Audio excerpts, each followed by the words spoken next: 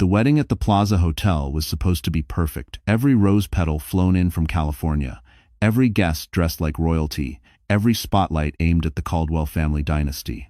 But perfection cracked the moment the grand doors opened, and Harper Linwood stepped in. No one recognized her at first. She wasn't the scared girl they had tossed aside 2 years ago. Tonight, she walked across the marble floor in a champagne gold gown that shimmered under the chandeliers. The entire room fell silent, not because she was breathtaking, but because of the 2 small children holding her hands. 2 toddlers with storm-gray eyes. Caldwell eyes. Whispers shot through the air like sparks jumping from a live wire. Are those? They look just like Dylan. Impossible, his mother said. The girl terminated. At the head of the aisle, Dylan Caldwell froze, the smile on his face collapsing as if someone had ripped the ground out from under him. His bride, Aubrey Sinclair, tightened her grip on his arm, sensing a disaster she couldn't yet name.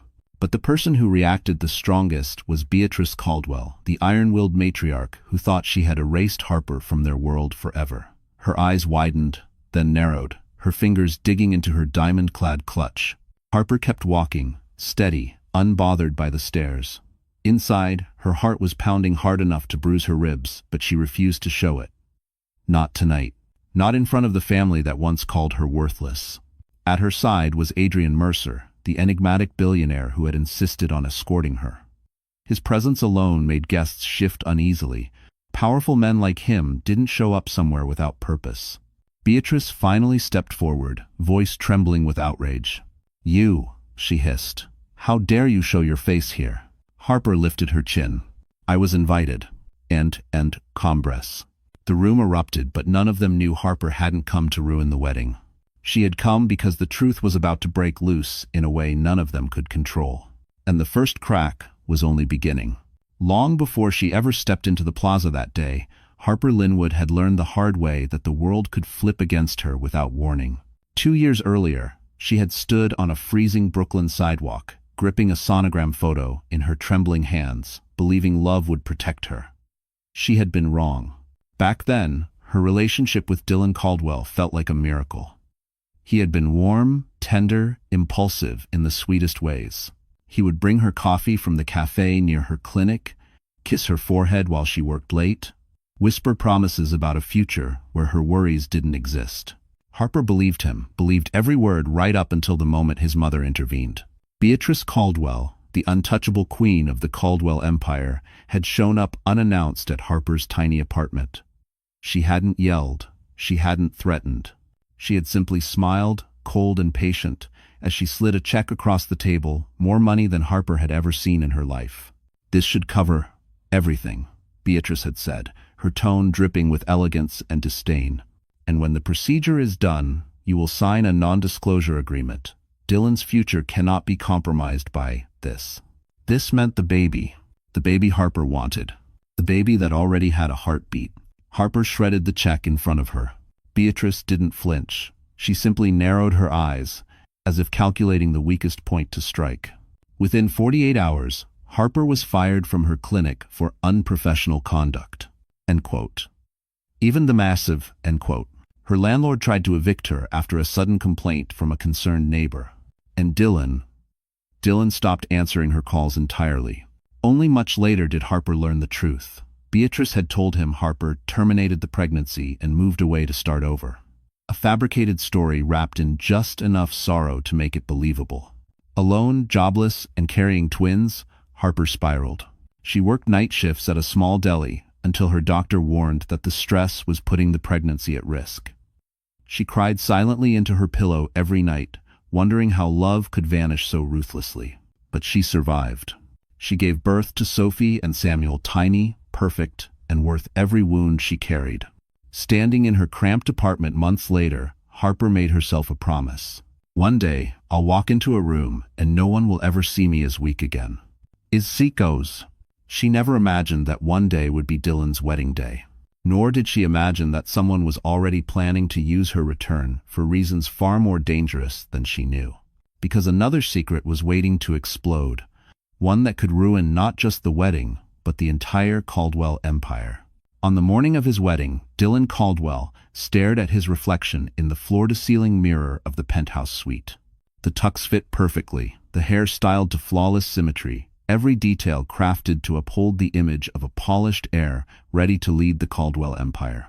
But his eyes, those gray, storm cloud eyes, betrayed something else entirely. A decade of guilt had carved itself into the lines around them. He should have been happy. Today was the culmination of every expectation placed on him since childhood. Marrying Aubrey Sinclair, the daughter of a financial titan, uniting two legacies, stepping fully into the role his mother had shaped for him. Instead, he felt like he couldn't breathe. Memories he'd spent years burying clawed their way up, Harper laughing in the passenger seat of his Jeep, Harper studying late at night while he brought her snacks, Harper holding a tiny sonogram photo with terrified, hopeful eyes. He used to imagine a life with her. He used to believe he could choose love over duty. But Beatrice Caldwell made sure that dream died long before it bloomed. "Dylan," Beatrice called from the sitting area, her tone crisp and managerial. "The Sinclairs will be here within the hour. Fix your posture. You look unsure." "Because I am," he wanted to say. Instead, he straightened his shoulders like a trained soldier.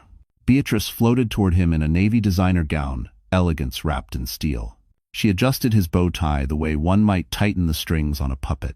"Remember," she murmured, "after today, we secure the Sinclair contract, the board votes shift in our favor, and the project approvals go through. Your marriage isn't just a marriage, it's our future." Dylan nodded mechanically. He hated himself for it. When he finally spoke, his voice cracked. "Do you ever think about Harper?" Beatrice's expression hardened instantly. "That girl was a threat," she hissed quietly. "A distraction, a burden waiting to happen. I removed her from your life because you were too naive to understand what was at stake." Dylan swallowed. "I loved her." "You were 24, she snapped. "You loved whatever was convenient." Dylan looked away, guilt clawing through him. If Harper truly moved away and terminated the pregnancy, was he partly to blame? Had he failed her? Across the suite, Aubrey entered, glowing, beautiful, oblivious to the storm brewing inside her groom. She kissed Dylan lightly and adjusted her diamond earring. "Ready, baby?" He forced a smile. "Yeah, ready?" But deep inside, a whisper stirred. What if Harper hadn't moved on? What if Beatrice hadn't told him the whole truth? Moments later, a groomsman rushed in, pale as linen. "Sir, you need to come downstairs. There's someone here." Dylan felt his chest tighten. He had no idea his past hadn't just returned. She had walked into the building carrying the two secrets that could destroy everything. While Dylan rushed downstairs, Beatrice Caldwell remained in the penthouse suite, smoothing the fabric of her gown with icy precision. She despised disruptions, especially on a day she had crafted with surgical perfection. To Beatrice, weddings weren't sentimental events. They were business mergers wrapped in flowers and champagne. And this merger in particular would secure her empire for decades. She moved to the window overlooking Manhattan, the skyline glittering like a crown she believed she deserved. Everything she had built, Caldwell Holdings, her reputation, her influence in city politics, had been carved from ruthlessness. Compassion had no place in her world. But underneath her flawless exterior, a storm churned. Because Beatrice carried a secret she'd buried deeper than anyone knew. 2 years ago, when she discovered Harper was pregnant, she hadn't simply pushed the girl out of Dylan's life. She had done something far more calculated and far more dangerous. The arrangement she made with the clinic director hadn't only been about silencing Harper. It had been about laundering money through the clinic's charity wing, using Harper's case as a cover. If anyone connected the dots, the fallout would be catastrophic. And now Harper was here, alive, with children. Children who looked unmistakably Caldwell. Beatrice's pulse spiked. She had assumed Harper terminated the pregnancy. She had paid handsomely to ensure it. The doctor had sworn it was done, paperwork had been filed, records had been sealed. But those twins, those eyes? No, she muttered under her breath. She couldn't have survived that without someone helping her. That someone worried Beatrice, especially since she'd spotted Adrian Mercer in the room, towering, calm, observing everything like a man used to running empires far larger than hers. Adrian didn't attend weddings unless there was leverage involved, and leverage was something Beatrice couldn't allow him to find. Not now. Not today. Not when the Sinclair merger was moments from being locked in. She snapped open her clutch and retrieved her phone. "Get me Hollister," she ordered sharply. Hollister was her private fixer, an ex-detective whose morals were as negotiable as his fee. "We have a situation. I need the girl removed discreetly, and I need everything from 2 years ago to stay buried." She ended the call, chest heaving. Outside the suite, footsteps thundered down the hall. A bridesmaid burst in, breathless. "Mrs. Caldwell, something's happening downstairs. Everyone's talking." Beatrice stiffened. "What do you mean, everyone?" The bridesmaid swallowed. "It's Harper. And—" she hesitated. "Ma'am, she didn't come alone." A chill ripped through Beatrice's spine. For the first time in years, the queen of the Caldwell Empire felt something she didn't recognize: fear. The moment Harper stepped into the ballroom, she felt the familiar sting of being watched, judged, dissected, silently ranked beneath everyone in the room. The plaza's chandeliers cast a golden glow over the guests, but the air felt razor-sharp, buzzing with murmurs about her sudden appearance. She could feel the weight of it pressing against her ribs. But she wasn't alone. Standing beside her, tall and composed in a charcoal suit, was Adrian Mercer, the man everyone recognized even if they'd never met him. CEOs straightened their ties when he passed. Investors whispered. Socialites tried not to stare too hard. Adrian had a presence that unsettled people. He carried the quiet confidence of someone who never lost a battle. Harper held Sophie's hand while Samuel clung to her dress. Adrian noticed her trembling fingers and leaned slightly toward her. "You're doing fine," he murmured. "They don't get to define you anymore." She exhaled shakily. "I shouldn't have come. This was stupid." "No," Adrian said firmly. "This was necessary." End quote. "Taken stands," end quote. His tone wasn't tender, it was resolute, as if he understood the battlefield better than she did. They hadn't always known each other. Fate had thrown them together in the strangest way. Months ago, Harper had fainted in the hospital lobby after a grueling shift. Adrian, there for a board meeting, was the one who caught her before she hit the floor. He stayed until she woke up. He bought formula when she couldn't afford it. He helped her find night care when her twins were sick. He never asked for anything in return. He respected her boundaries, but he never hid the truth either. He admired her strength more than she realized. Now, as whispers filled the ballroom, Adrian subtly shifted, positioning himself between Harper and the harshest stares. The move was protective, instinctive. His eyes swept the room, calculating. "That man approaching is the head of the Sinclair family," Adrian murmured. "He looks ready to cause trouble. Stay beside me. If you arson him, about the Bowder people." Harper froze as Vincent Sinclair, Aubrey's father, strode toward them, jaw clenched. "So this is the woman?" he asked coldly, eyes raking over her with thinly veiled contempt. "The one your groom failed to forget?" Harper felt heat crawl up her neck. She didn't know what to say. Adrian stepped forward before she could speak. "Mr. Sinclair," Adrian greeted coolly. "I'd choose your next words carefully." Vincent raised an eyebrow, amused. "And who might you be? Her attorney?" Adrian smiled faintly, dangerously. "No, someone with far more influence over what happens to your daughter's future." Vincent's expression flickered. Harper stared at Adrian, startled. "What are you doing?" "Handling a problem," he whispered. But even Adrian couldn't predict what would happen next. Because behind them, a gasp rippled through the crowd. Dylan had just seen the twins up close. Dylan stumbled forward as if someone had punched the air out of his lungs. His eyes locked on Sophie, first her tiny curls, her dimpled cheeks, then Samuel, gripping Harper's dress with the same stubborn tilt of the chin Dylan had as a child. His lips parted, trembling. "They're—" he swallowed hard. "Harper, they're mine?" Harper didn't answer immediately. She didn't owe him softness. She didn't owe him protection. But the entire ballroom leaned in, waiting. "Yes," she finally said, voice steady. "They're yours. And they've never needed anything from you." Dylan staggered a step closer, torn between awe and devastation. "Why didn't you tell me? God, Harper, I would have been there." Harper's laugh was soft, bitter. "Your mother made sure you never heard the truth." Dylan froze. All color drained from his face. Before he could respond, Aubrey, his bride-to-be, pushed through the crowd. Her veil was slightly crooked, her expression wavering between shock and humiliation. "Are you kidding me?" she whispered, voice breaking. "Dylan, you told me she left. You said she didn't want a family." I thought she terminated, Mom told me. Aubrey recoiled as if burned. You believed that? And you never checked? Never wondered why she vanished overnight? Harper closed her eyes briefly. She didn't want pity, not from Aubrey, not from anyone. But hearing another woman speak the truth felt validating. Dylan turned back to Harper, eyes glossy. You should have found me. You should have told me yourself. Harper stiffened. There it was. The blame, the entitlement.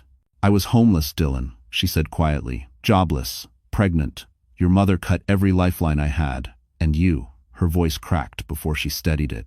You never came looking. Silence fell like a heavy curtain. Adrian stepped subtly closer to her, a quiet wall of support. Dylan noticed.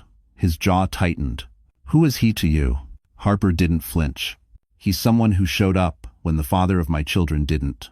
The words hit Dylan with full force. His shoulders collapsed inward. Aubrey backed away, shaking her head. This wedding is a lie. Gasps erupted across the room. Beatrice Caldwell appeared at the edge of the crowd, face pale, lips pressed into a dangerous line. Her gaze flicked from Dylan, to Harper, to the twins, then finally to Adrian.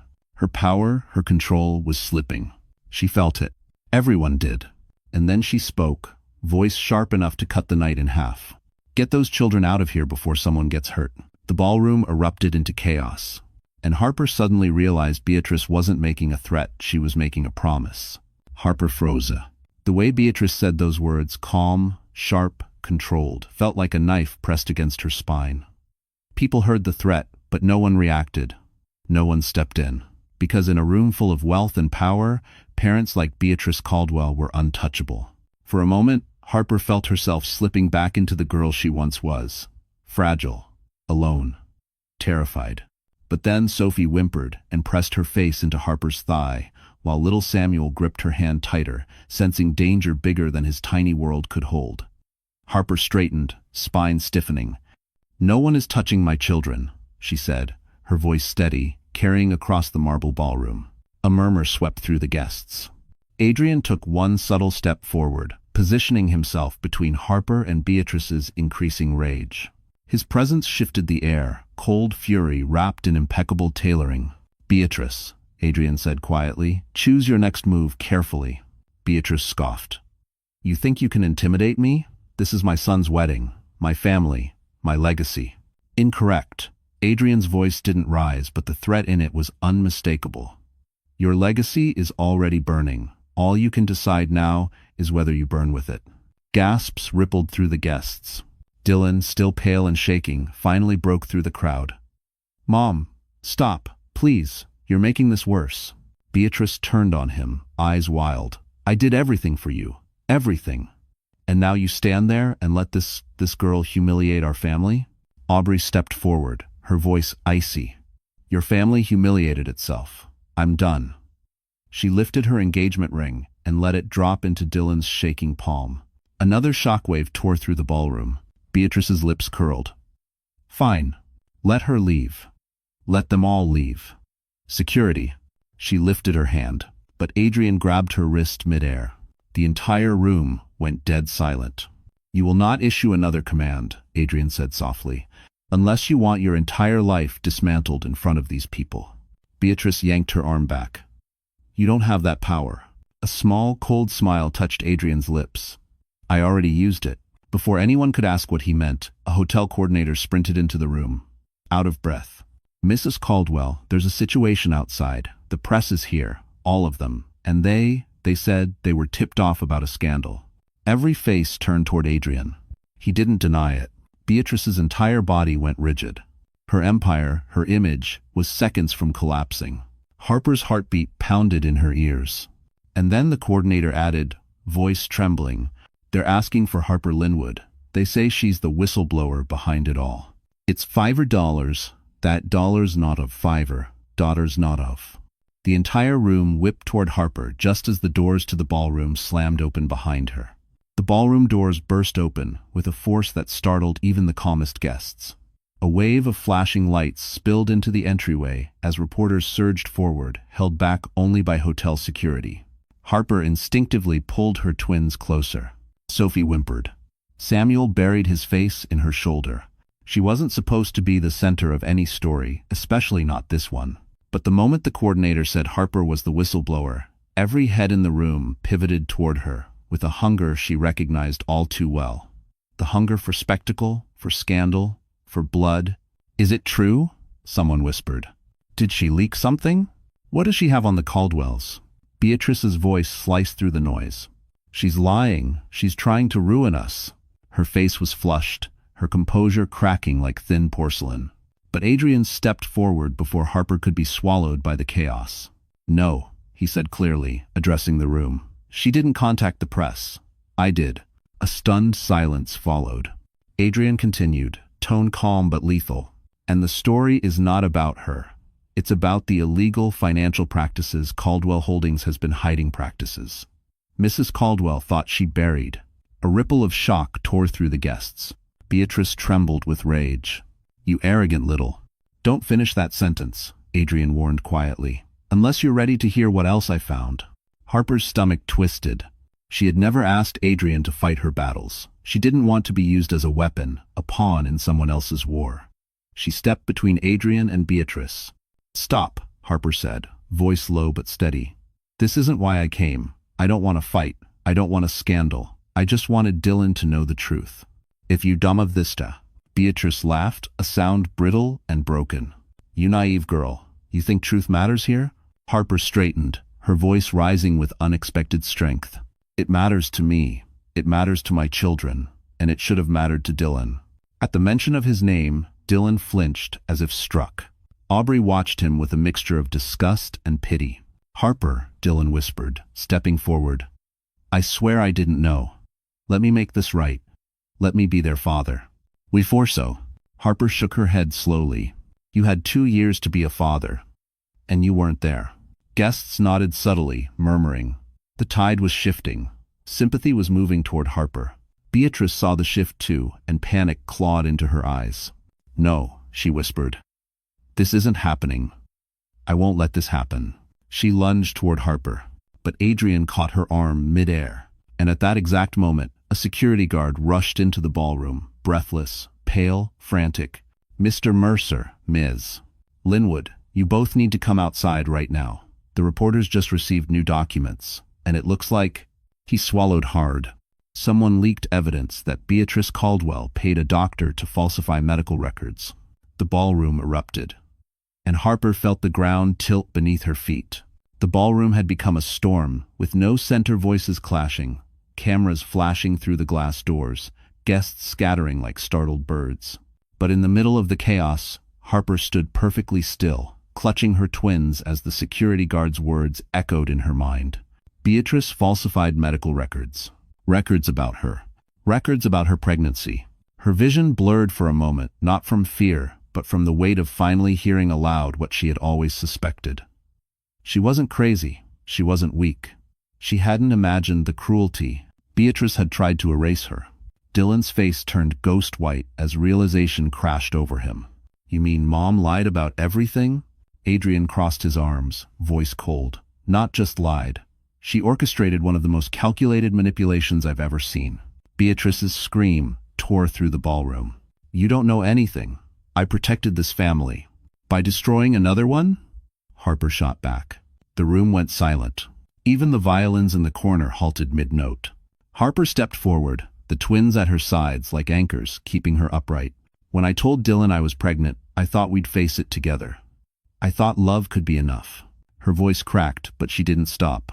"But you," she fixed her gaze on Beatrice, "decided your son's image mattered more than the lives growing inside me." A few guests gasped. Some shook their heads in disgust. Others whispered, horrified. Harper inhaled shakily. "You didn't just fire me or threaten me. You tried to erase my babies. You tried to erase me." Beatrice stumbled backward, pupils shrinking. "You were nothing. A liability, a trap waiting to happen." A murmur rose ugly, disbelieving. Harper's fingers trembled around Samuel's hand. She felt Adrian's steady presence behind her, grounding her. Dylan finally stepped forward. His voice trembled. "Mom, did you really tell Harper's doctor to file a termination report? Did you really cut her off from me?" Beatrice didn't answer. She didn't have to. Her silence was confession. Aubrey watched with folded arms, jaw tight. Wow. And to think I blamed Harper. You Caldwells are catastrophic. Dylan turned back to Harper, eyes filled with raw regret. I'm sorry. I'm so sorry. If I had known any of this, I would have fought for you, for them. Harper blinked slowly. Pain, anger, a flicker of old love buried under too much betrayal to revive. It's too late, she whispered. Dylan's breath caught, but before anyone could respond, a hotel worker rushed inside, face drained of color. Mr. Mercer, Miss Linwood, someone outside just leaked the full audio recordings. Reporters are saying the scandal is bigger than expected. They're calling it the Caldwell conspiracy. Every head whipped toward the entrance. And this time, Harper didn't feel fear. She felt something else rising inside her. Because the next person who walked through that door would change everything. The ballroom's doors swung open again, but this time, not with chaos. With purpose. A tall woman in a navy trench coat stepped inside, holding a slim laptop pressed against her chest. Her badge caught the light. New York State Attorney's Office. A collective gasp rippled through the wedding guests like a shockwave. Beatrice Caldwell visibly paled, gripping the back of a chair to steady herself. The woman introduced herself coolly. Deputy Attorney Marissa Grant. I believe some of you have been expecting me. No one had, but the way she said it made it sound inevitable. She set the laptop on a table and pressed play. A familiar voice crackled through the speakers. Beatrice Caldwell, recorded 2 years earlier. I don't care what the girl wants. Make the report, show termination. Seal it. And if she tries to keep the pregnancy, I'll ruin her so thoroughly she won't have the strength to fight back. End quote. Harper clenched her jaw, the sound slicing her open all over again. Another voice followed Dr. Levins, the clinic director. Are you sure? The girl's medical chart shows complications. She needs support. Support? Beatrice scoffed. She needs to disappear. The ballroom erupted. Is this real? Oh my God. She actually said that? This is criminal. Marissa Grant nodded. These recordings were released anonymously earlier today, but they match the sealed clinic records we've been investigating for months. Beatrice shook her head violently. No, this is taken out of context. I never meant, but Marissa didn't let her finish. There's more. She clicked again. Beatrice's voice returned, colder this time. Dylan will marry someone worthy, someone with pedigree. I won't let that girl drag us into scandal. Dylan looked like he might collapse. Mom, how could you? Beatrice's facade finally cracked. All I ever did was protect you. This family, our name, everything we built. Marissa raised a hand. And you'll have the opportunity to explain all of that in court. The air froze. Court? Dylan whispered. Yes, Marissa replied. Mrs. Caldwell is under investigation for medical fraud, coercion, obstruction of justice, and potentially human endangerment. Beatrice lurched forward as if to protest, but Vincent Sinclair blocked her path. This merger is over, he said coldly. Your family is toxic. Aubrey didn't hesitate. Consider the wedding canceled. Beatrice's world collapsed right in front of her. But Marissa wasn't finished. She turned toward Harper. Miss Linwood will need your testimony. And your children's birth documentation. Harper swallowed, tightening her grip on her twins. Of course, she whispered. Behind her, Adrian stepped close, voice low and steady. You're not going through this alone. End quote. But before Harper could answer, a security guard sprinted into the ballroom again. His voice shook. Miss Grant, Mr. Mercer, Harper, there's something else. Someone outside just claimed they were paid to target Harper 2 years ago, and they want to confess. Harper's blood ran cold, because the person stepping into the doorway wasn't a stranger. It was someone she once trusted with her life. The ballroom fell into a tense hush as the figure stepped into view. Harper felt her stomach clench, her lungs tighten. It was Nora Bennett, her former roommate, her closest friend during her pregnancy, the woman who had held her hand during contractions and then disappeared without explanation the day Harper was discharged. Harper's voice came out as a whisper. Nora? Nora wouldn't meet her eyes. Deputy Attorney Grant motioned her forward. Miss Bennett, you said you had information relevant to the Caldwell investigation. Nora nodded stiffly. She looked fragile, haunted nothing like the confident woman Harper once knew. The ballroom leaned in, hungry for the next hit of scandal. I didn't want to do this here, Nora murmured. But I can't run anymore. Harper's heartbeat pounded painfully. Nora, she stepped closer. What are you talking about? Nora finally looked at her, and Harper's breath stopped. Regret, shame, fear. All of it swam in Nora's eyes.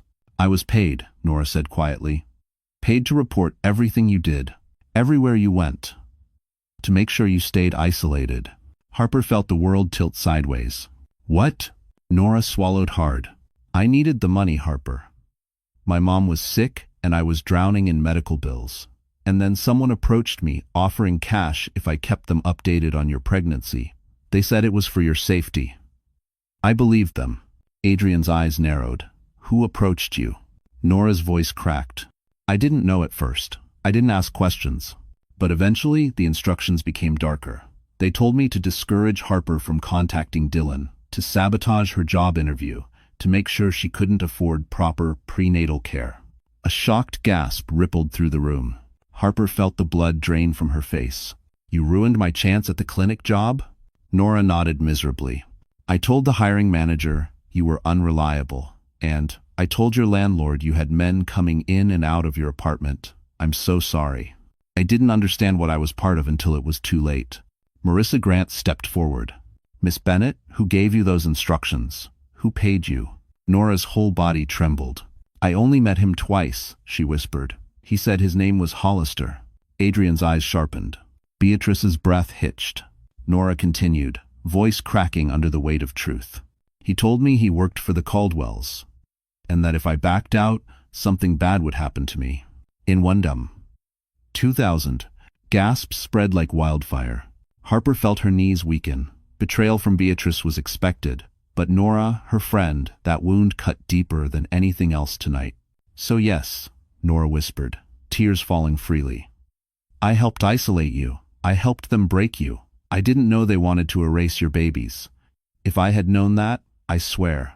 But her words died in her throat as Hollister himself stepped out from behind the doorway. And he wasn't alone. The moment Hollister stepped into the ballroom, every whisper died. He was a tall, broad-shouldered man with a face carved in stone, cold, unreadable, dangerous. His dark suit blended into the shadows, but his intentions radiated like poison. Beside him stood two other men, silent, armed with nothing visible, but their posture screamed enforcement. Harper felt Samuel grip her tighter. Sophie whimpered. Adrian subtly moved closer, shielding them instinctively. Deputy Attorney Grant stiffened. Hollister, I assume you know you're implicated in this investigation. Hollister didn't blink. His eyes locked on Harper. You weren't supposed to be here, he said, voice low and gravelly. None of this was supposed to happen. Beatrice staggered forward, her voice trembling for the first time all night. Hollister, what are you doing? I didn't call you here. But Hollister didn't look at her. He looked at Nora. You were told to disappear, he growled. You were paid to keep quiet. Didn't act. Nora stumbled back, horror filling her eyes. You said no one would get hurt. I lied, he replied flatly. Deputy Grant lifted her hand. Mr. Hollister, you need to step away and surrender yourself. We have evidence of your involvement in multiple federal crimes. Hollister smirked. Lady, you have no idea what crimes you're dealing with. Then his gaze flicked to Harper again. You were supposed to vanish, he said. Beatrice hired me to make sure you didn't come back into Dylan's life. But you survived things no one survives. Harper felt ice crawl through her veins. What did you do to me? She whispered. Hollister tilted his head. Oh, you don't remember? Good. Some memories are better left buried. Adrian stepped forward sharply. Take another step toward her, and I'll...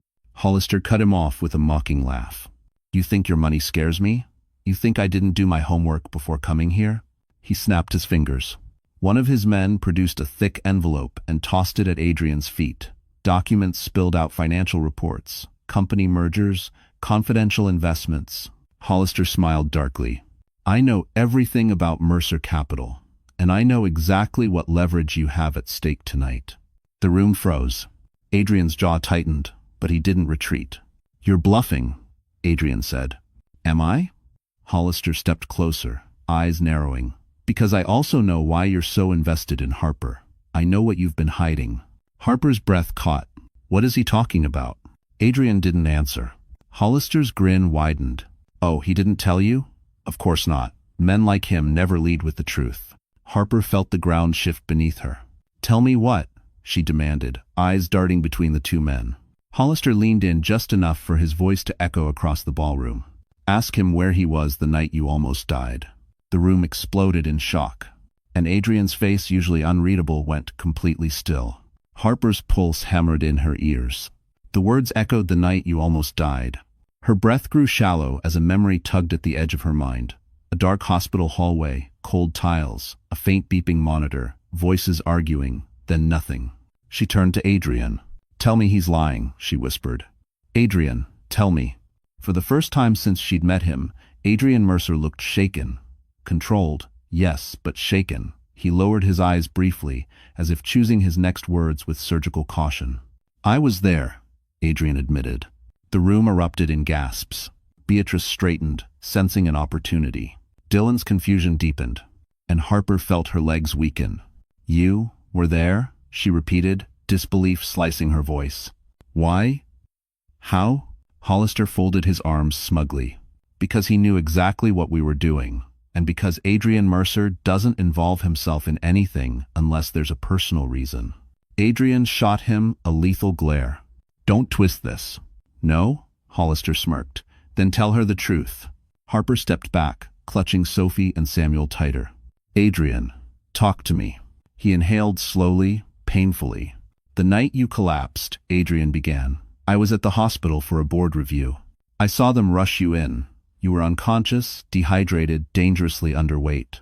The babies, his voice cracked. They were small. Too small. The doctors didn't think you'd make it through labor. Harper's eyes blurred. She remembered the fear. The cold. The emptiness. What does that have to do with you? She whispered. Hollister cut in sharply. Tell her who paid the medical bills. Harper's heart stopped.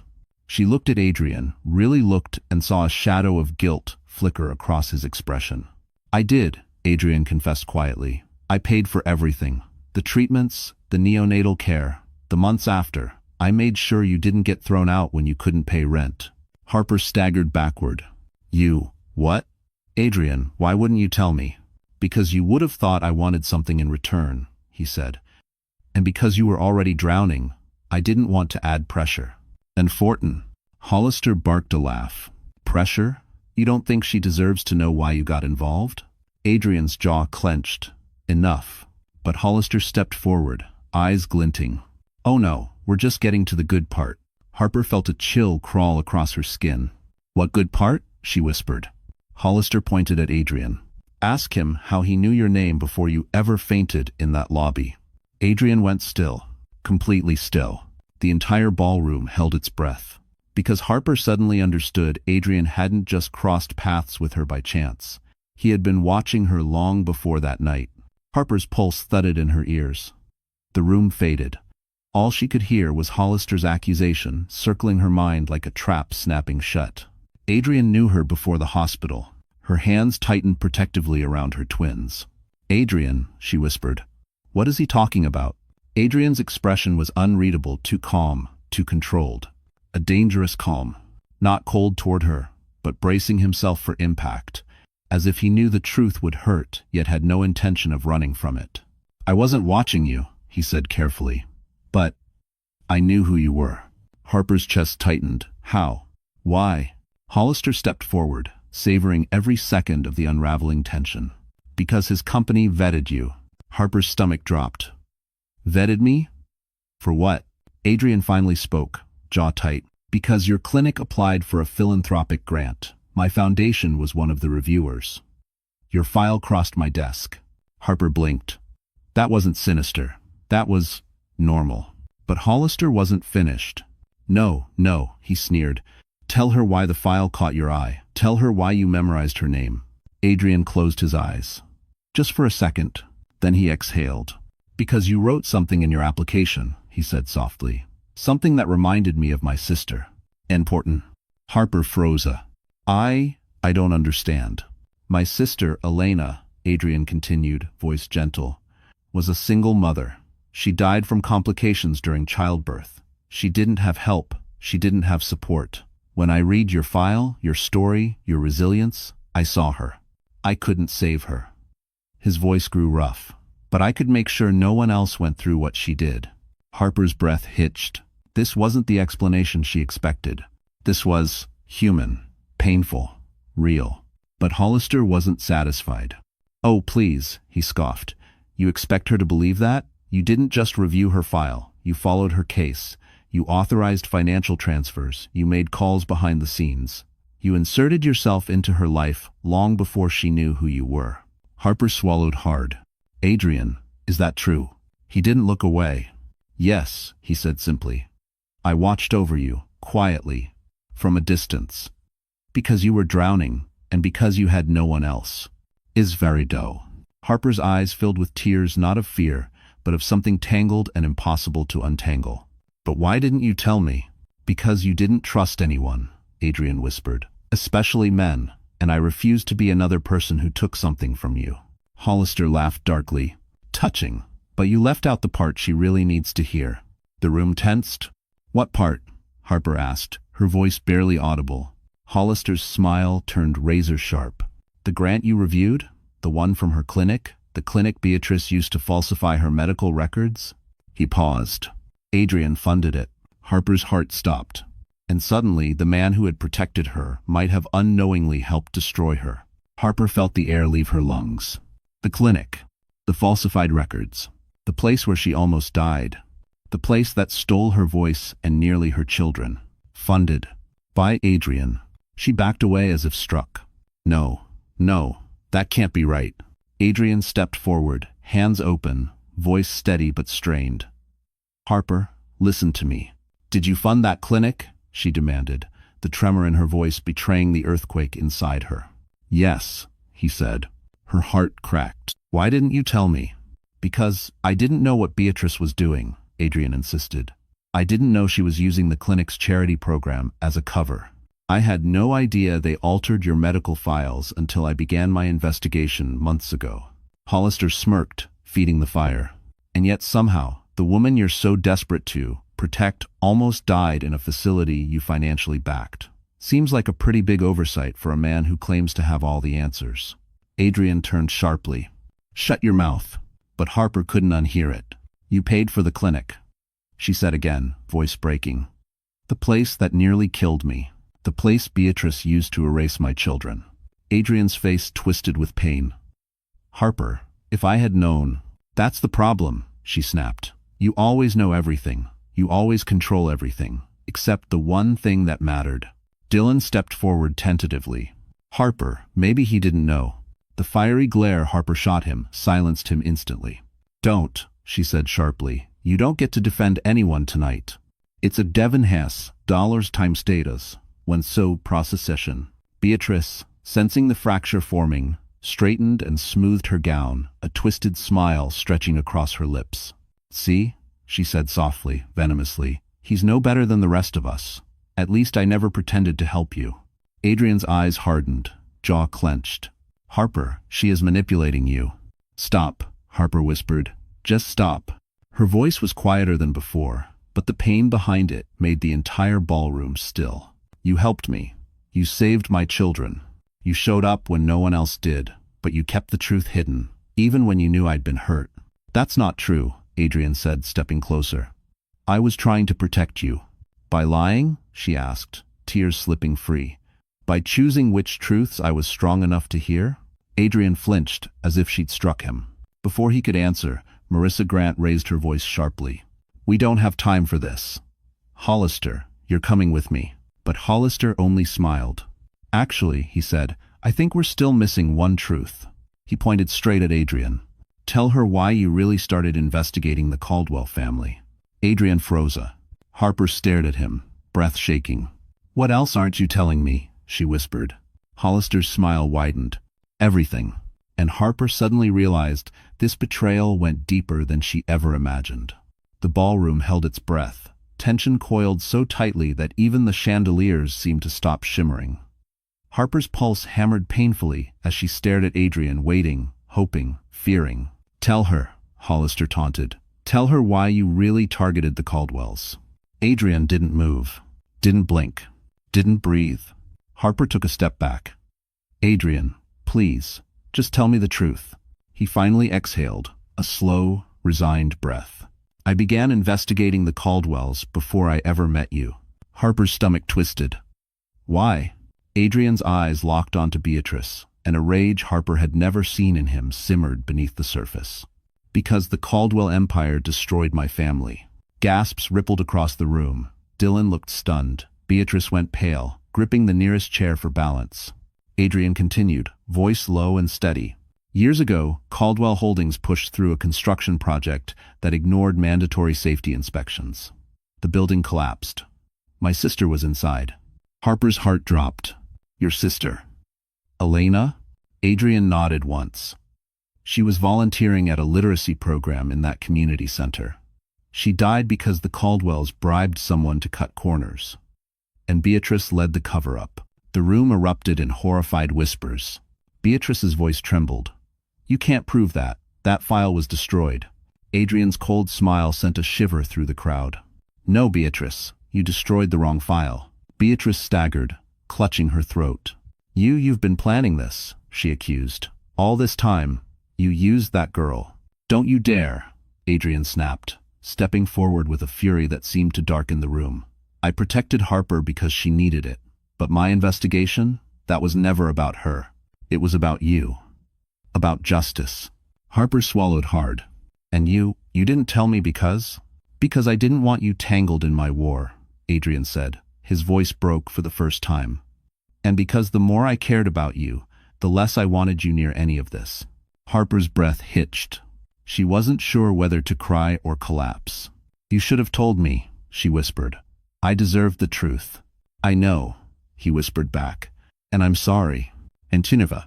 Before she could respond, Hollister let out a low laugh. Touching, but irrelevant.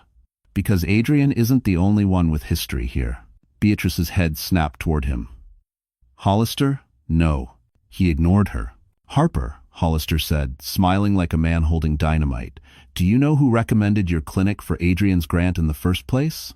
Harper frowned. What? Who? Hollister raised a finger and pointed directly at Dylan. Harper's heart stopped. Dylan froze, skin draining of color.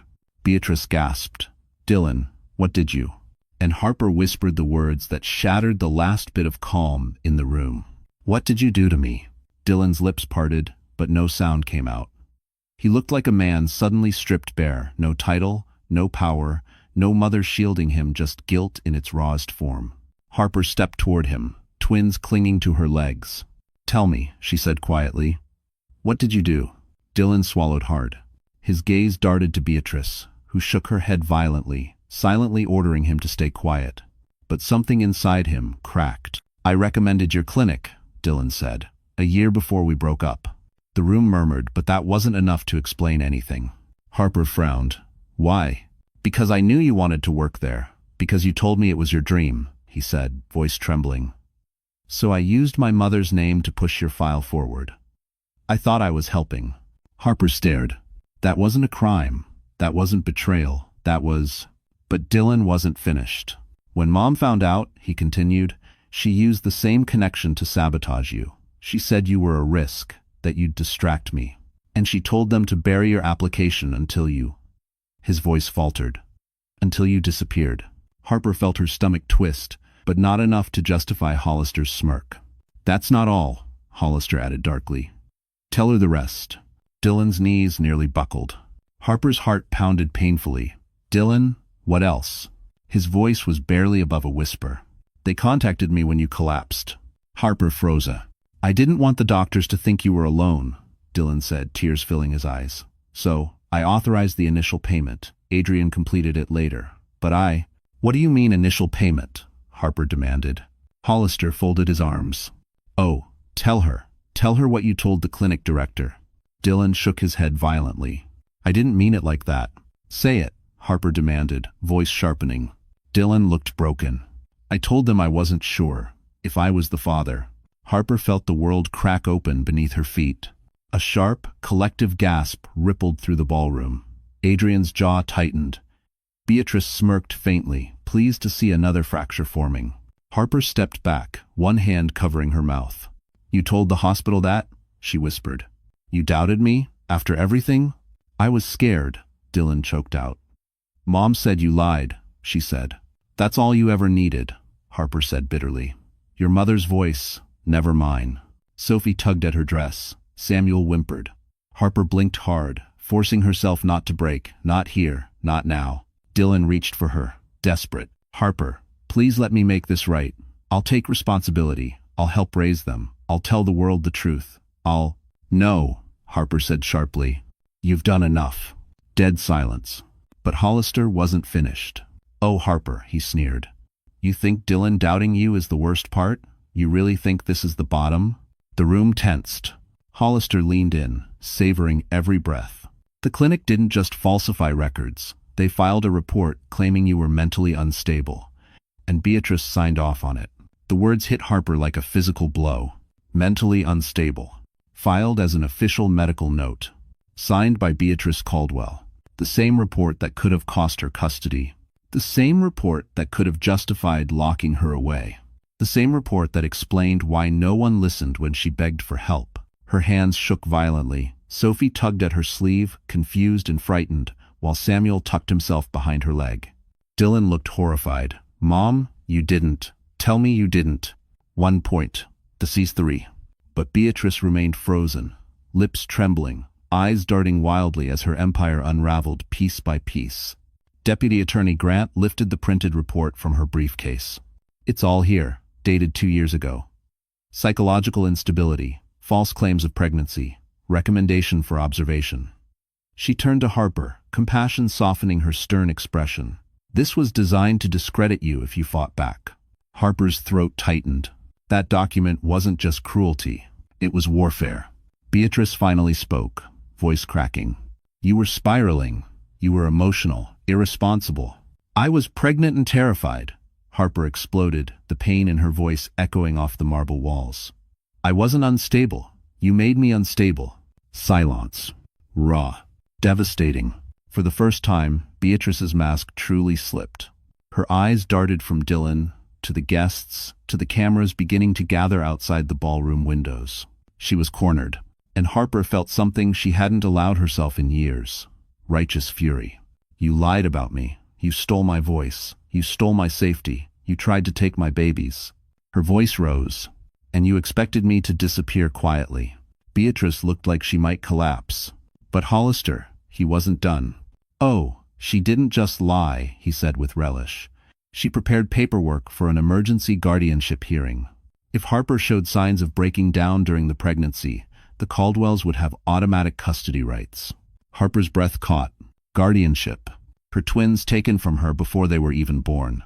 Dylan turned to his mother with horror. "You were going to take her babies? Without telling me?" Beatrice trembled. I thought it was for the best. You were too young. She was nobody."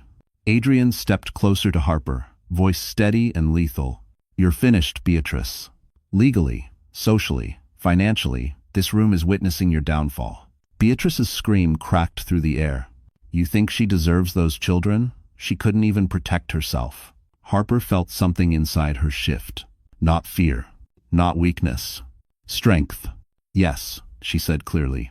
"I did, every day. Alone." Her voice didn't shake. But before the room could process her words, one of Hollister's men rushed up to him and whispered urgently into his ear. Hollister's expression faltered alarm, replacing arrogance. "What is it?" Beatrice demanded. Hollister stiffened. "Someone just leaked the final file, the one we never found, the one that proves." He stopped. The entire ballroom leaned in. The Caldwells weren't the only ones trying to take Harper's babies. A cold hush swept across the ballroom. Even the reporters outside seemed to pause, as if the air itself tightened around the walls of the plaza. Harper's breath hitched. "Someone else? Tried to take my babies?" Hollister didn't answer immediately. He was staring at the phone in his hand, jaw clenched, pulse ticking at his temple. Whatever he'd been told rattled even him. Deputy Attorney Grant stepped forward. "What file is he referring to?" Hollister slowly lifted his eyes. "The petition," he said, voice flat. "The one filed before the births. The one requesting emergency custody if Harper became unfit." Dylan flinched as if slapped. My mother already admitted. It wasn't your mother, Hollister snapped. Every head turned. Beatrice blinked, stunned. What? I didn't. Who else? Hollister looked directly at Dylan. It was you. The room exploded. Dylan's face drained of all color. What? No, I never. But Hollister held up a document on his phone. Your signature, your affidavit, your statement that Harper was unstable, unreliable, and required supervision. You filed it the same week she disappeared from your life. Harper felt her knees buckle. Adrian caught her elbow before she fell. No, Harper whispered. No, Dylan, you wouldn't. Dylan stepped toward her, shaking. Harper, I swear to you I didn't know what I was signing.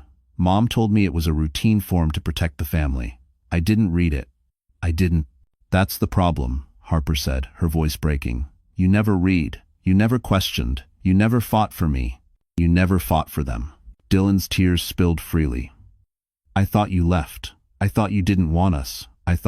You thought whatever was easiest, Harper cried. Whatever kept your world neat and your mother happy. Gasps echoed. Some guests nodded, disgusted. Others looked away. Aubrey Sinclair stepped forward, her voice cold enough to freeze glass. I can't believe I almost married you. You're even weaker than your mother. Beatrice grabbed Dylan's arm desperately.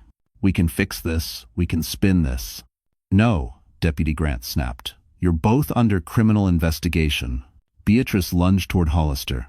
Destroy it. Destroy that file right now. But Hollister stepped back. It's too late. It's already out. For the first time, the fixer looked defeated.